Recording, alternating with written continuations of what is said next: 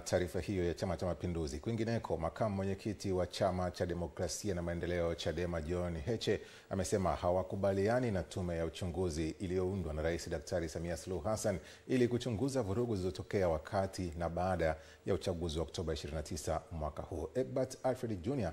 ana taarifa zaidi.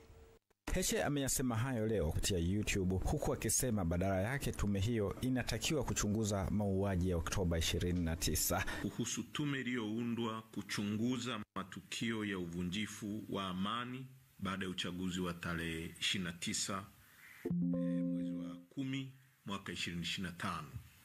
Actually kilichoitwa uchaguzi kwa sababu na tulitegemea hii tume ingeundwa kuchunguza mauaji yaliyotokea na sio vitendo vya uvunjifu wa amani kama inavyosemekana. Aidha, Heche amesema kwa mujibu wa sheria ya uchunguzi, amesema tume ya uchunguzi ya aina hii ni chombo cha rais, kwani bado rais ana maamuzi ya uchunguzi utakaopatikana uchapishwe au la. Aidha, kwa mujibu wa sheria ya uchunguzi Commission of Inquiry Act ya 20 ya mwaka 2002 chapter 32, tume ya aina hii ni chombo cha rais kinachofanya kazi kwa matakwa na maelekezo yake, na hata ripoti yake rais ana mamlaka ya kuamua ichapishwe au isichapishwe, iwasilishwe hadharani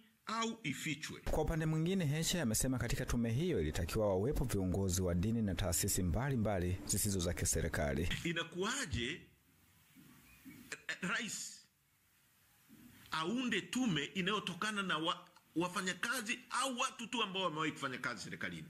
Hakuna kiongozi wa dini hata mmoja kutoka kwenye imani zote zilizopo kwenye nchi yetu. Hakuna mtu yoyote aliyeteuliwa kutoka kwenye asasi za kiraia. Hakuna mtu yoyote aliyeteuliwa kutoka kwenye NGO. Hakuna mtu yoyote aliyeteuliwa kutoka kwenye taasisi nyingine yoyote ndani ya nchi yetu kuchunguza jambo kubwa la mauaji kama haya. Kauli ya Heche inakuja ikiwa ni siku moja baada ya Rais wa Jamhuri ya Muungano wa Tanzania Dr. Samia Suluhu Hassan kuteua tume ya uchunguzi yenye watu 8 kuchunguza vurugu zilizotokea siku ya uchaguzi Oktoba 29. Egbert Alfred Jr., EATV, Dar es Salaam. Asante Egbert Alfred Jr. na asante pia kwa wale ambao unatutazama kupitia kwenye ukurasa wetu wa YouTube. Asante, nimekuona Michael Melchedes unasema unaifuatilia EATV saa 1 kutoka Mwanza, Tanzania, na wengine wengi ambao maoni yenu nayaona hapa nitakuja kuendelea